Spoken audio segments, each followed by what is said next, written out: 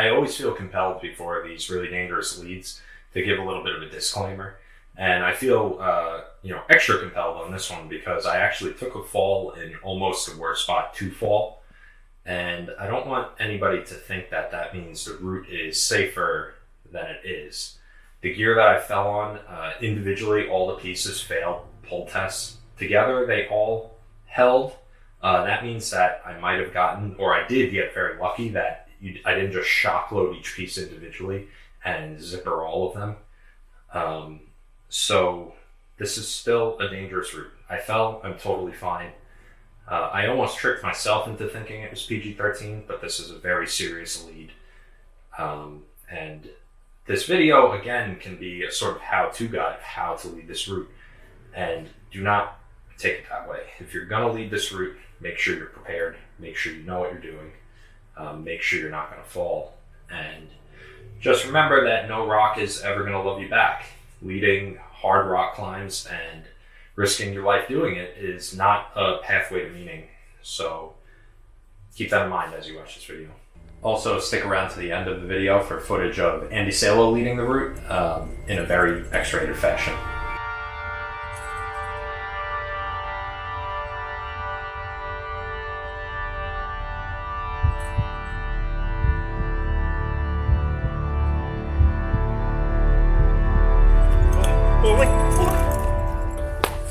Welcome back with the Quiet Subculture, and we're here in Sleepy Hollow again, and I'm really excited about today.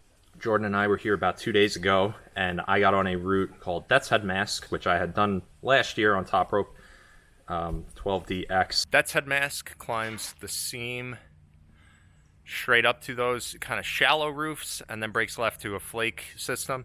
I had tried this route in the winter of last year, and I sussed out all the beta and didn't link it. It was like the end of the day. I came back a week later, and having climbed here for years, I saw somebody on this route, which I've never seen before. And I was like, hey, I can't believe you're on Death's Head Mask. I tried that a week ago. And he goes, yeah, I haven't touched it in, 30 years or so. And I was like, are you Jason Stern?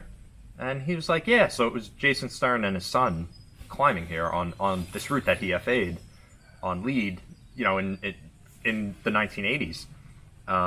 And he actually belayed a clean top rope ascent for me that day. This is one of the coolest things about climbing. I'm sure climbers in Red Rocks run into Alex Honnold all the time. That would be like going to, your local baseball field and Derek Jeter is there having a catch with his son. Right? You just come out here on any random day and you have a decent chance of running into an incredibly strong, well-known, world-renowned climber. And I think that's a really cool thing. You play in the same arenas as the giants of the sport. The route felt doable, but because the gear is so bad, I thought this would be another route, sort of like No Solution, that you send it very quickly, but then you have to spend sessions perfecting it and making it perfect and knowing that it's going to go. So I never put the time into it to actually lead it, because I knew it would be a huge time commitment coming up here and spending, say, 10 sessions on this instead of other things. And we got out to it yesterday, and I absolutely cruised it. After resussing the beta, I absolutely cruised it. It felt twice as easy as it ever felt. And I feel confident for the lead. So I got all the gear laid out. First piece, number 3 in a giant flake. That's like disaster gear, just in case everything else fails. Kind of another piece of disaster gear just beneath the seam. It's a very strange placement. I think it would hold, but not super inspiring. Mid-seam, nice 0.75. And then we have the nest of gear at the flake, the X-rated part. You place a Trango ball nut. They both have different profiles. People don't know this. They're slightly different. Trango ball nut all the way left in the seam with the ball down. Right next to it, Camp ball nut with the ball up. Hook in the seam, kind of disaster piece.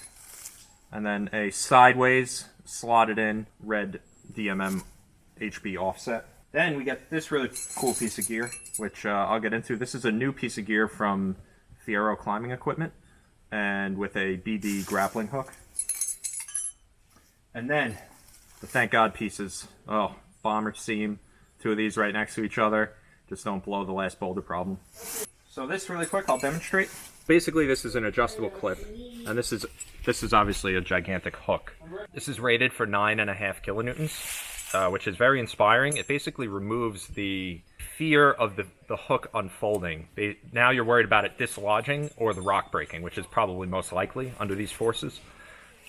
These are called punkies because they have little mohawks, little mohawk ridges that keep them solid. So how you place this, it has an adjustable strap, which I've adjusted for Death's Head mask, and then it has a piece of TheraBand. You place the hook.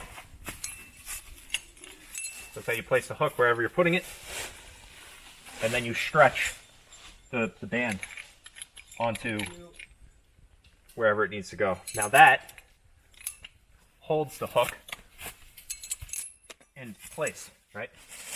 So now let's hang on this. Right. And that's the idea. This is brand new from Fierro Climbing Equipment. It's handmade in Patagonia, and I'm not doing an ad for them or anything like that. I just think it's really cool. It's a primitive piece of gear, but it's also a modern piece of gear.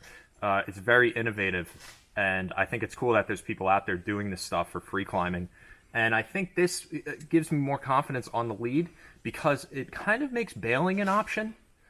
So if I do the first crux and I'm too afraid at that nest or anything like that, I'm really not fully committed. I have the option of lowering off this sort of hook. That allows you to evaluate en route whether you're solid enough. I mean, I do feel solid enough. There's almost no question in my mind that this is going to go, but this certainly helps.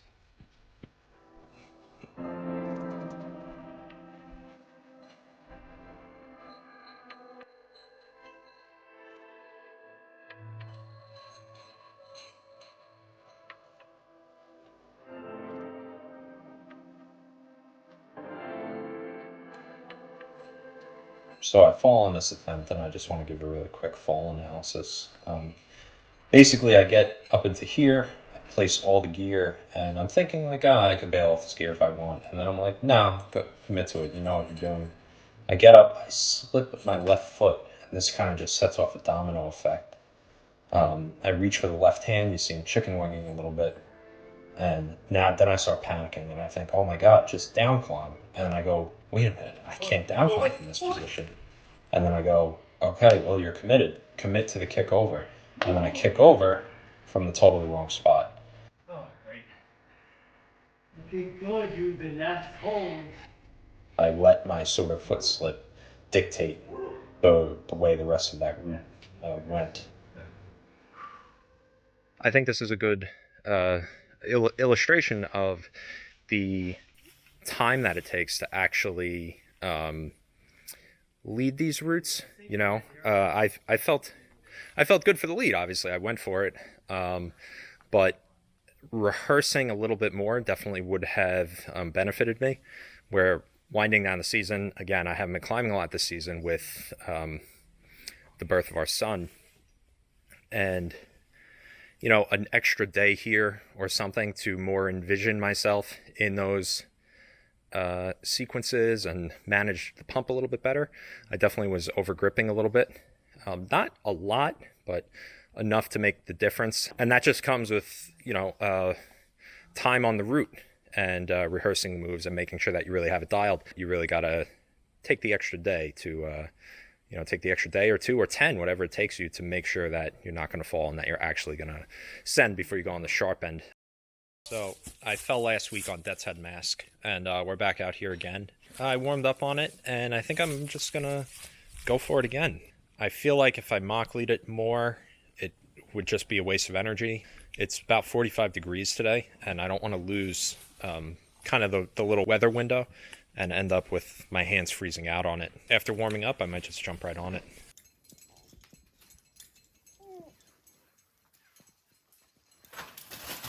I love you, bub. You got it, man. Love you too.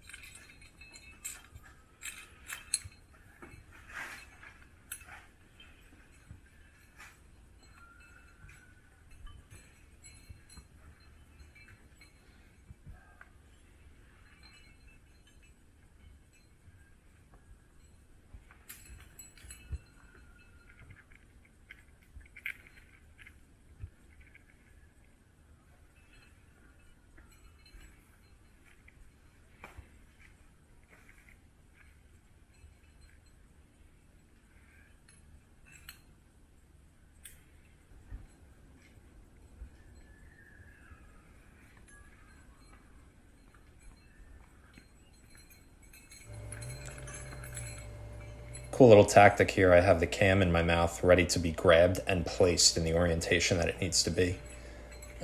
Just saves time when you're placing something, you know, in the middle of a pumpy crux.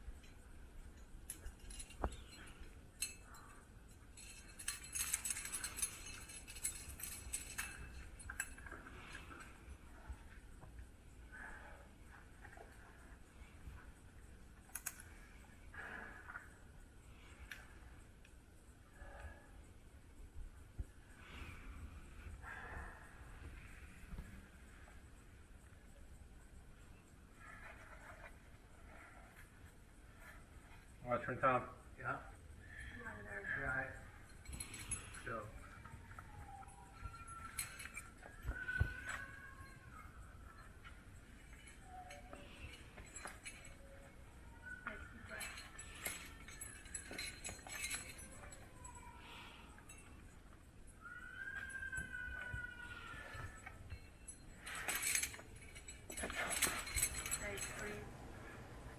This sloper hold is like a 40-degree sloper. You can see how slowly I'm moving around it, and it's because it feels like it could blow at any moment.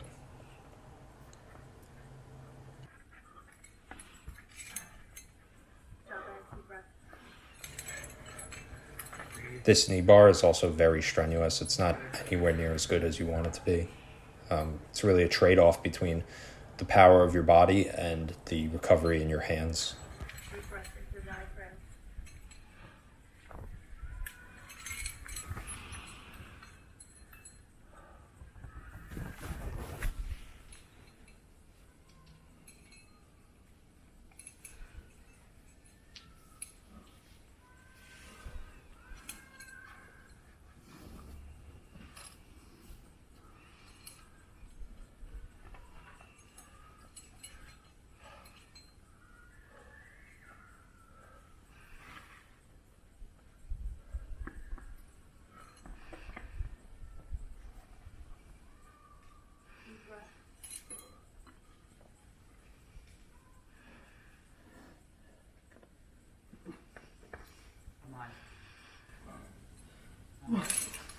Nice. Good job. Nice job. Whoop whoop. Oh man, that was so sick. Whoa! Oh my. Oh! Holy crap. Oh! Fucking scary. That was amazing. Woo! Karate. Oh, yeah. Didn't expect it to be like that. Woohoo! Fuck yeah. Fuck yeah, dude. Okay. Honestly, the karate part scared me. Watch me, Tom, because I do this thing, I call it the slip sight. It's when you send all the hard stuff and then fall off the 5-4 at the top. Oh. Woo. Yeah, baby. Oh. Oh, God. Woo. That was exciting. Oh. All right, I came down off the lead on Death's Head Mask. I guess about an hour ago. Had to wait for the sort of adrenaline dump to wear off. Normally, I finish these routes and I don't get this like crazy adrenaline dump. I think part of the reason why I did on this route is because it hasn't been on my radar, and I thought that I would put a lot more effort into leading it. So I didn't have it as dialed as I would normally do it, and as much as I would normally recommend somebody dial a route like this. I'm glad that I went right for it today, because I feel tired from an antagonist workout the other day, and we had a very short conditions window. It's like 40 degrees now, and it's too cold. I think my hands would ice out if I tried it now. So it was kind of like just make it happen, and it felt great. I mean, I actually had a little moment there where I messed up my beta again from not being super dialed. I just kind of readjusted, made it happen, and through the upper sequence, I felt I wasn't pumped at all. I felt like I could have kept going if I had to. Sunk the final jug, and it was just like unbelievable. On one of my mock leads, I blew the last move. I blew my left foot going to that final jug, so that was kind of in the back of my head too. It was just it was great. I mean, everything really worked out really well. So thankful to have Brandon here, who's behind the camera, helping us film. Nice lead, man. Got the baby and Tom. Oh, Trevor rolling up. Just had a big crew out here. Good day at the Gunks. Yeah. So that's the story on Death's Head Mask. I wanted to say thank you to my buddy Jordan, who belayed the fall attempt and gave me a really soft catch. So he's probably the reason I'm not seriously injured and none of that gear ripped out. My buddy Mike, who filmed that day. My buddy Tom Kramer, who belayed the send and gave me an excellent belay and has been a really loyal partner over the years. And then my buddy Brandon, who filmed the send. And of course, my wife, who takes all these clips and chops them up. I would have nothing if it wasn't for my wife, and I don't just mean the climbing.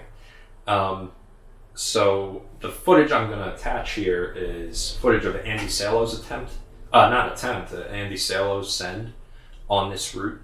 And I wanted to put this in here more for the historical record and to show that people actually get out and lead these routes. I think this route has seen a handful of ascents, and it's just cool to watch a climber like Andy Salo, who is a 514 climber, much more technically sound than a chuffer like me, climbing through these sequences. You can tell the difference, and the gear that he uses is looks like two sideways slotted RPs, so it's much more X-rated than my lead of it.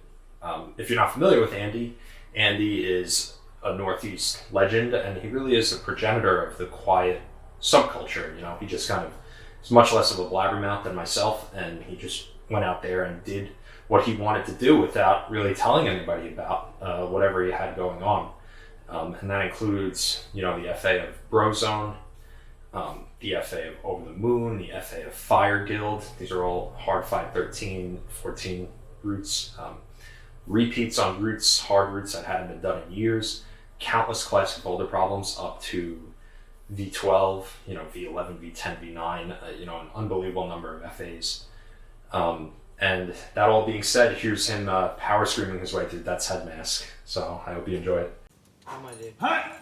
Yep. Nice, dude. Come on. Hi. Good. Come on. Hot! Nice, Andy. Ma! Come on. Good, man. Right there. Nice, dude. Really good.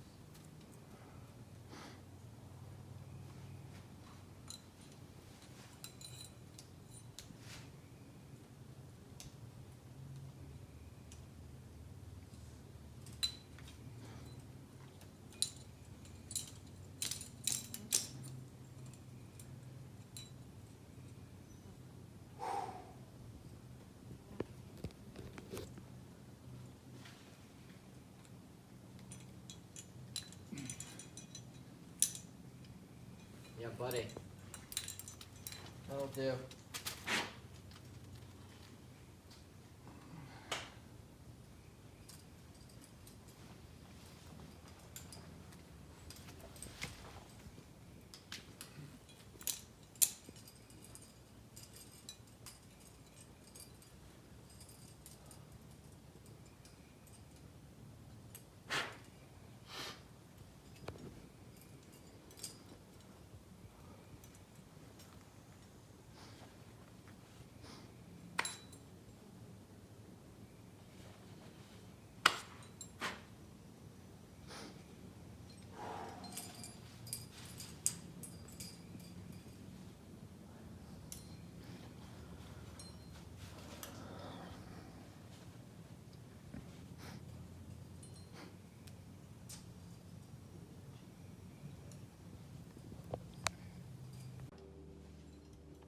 Good. Nice, dude. Come on. That's it. Good, man. Come on. Nice, Andy. Good, dude. Come on. Really solid. Come on. Nice. Nice, Andy. Good work.